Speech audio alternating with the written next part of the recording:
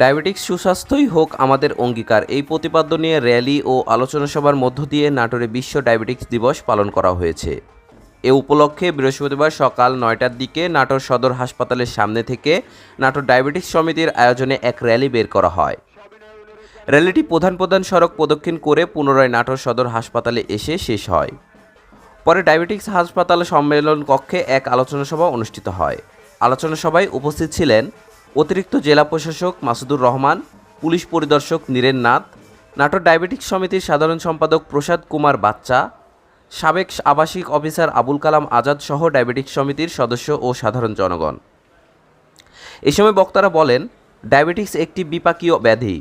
Diabetics প্রতিরোধ ও নিয়ন্ত্রণের উপায় এবং এর ঝুঁকি সম্পর্কে পর্যাপ্ত জ্ঞান না থাকায় বাংলাদেশ সহ পুরো বিশ্বের দিন দিন ডায়াবেটিক্সের প্রকোপ বাড়ছে।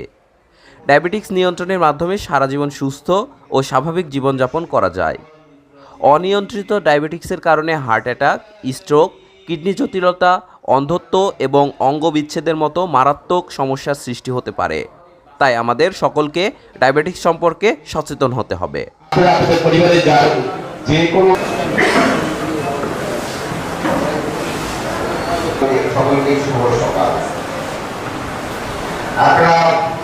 নাম হলো আইলেটস অফ ল্যাঙ্গারহ্যান্স। উনি দেখলেন যেখান থেকে একটা রস আসে, এটা আমার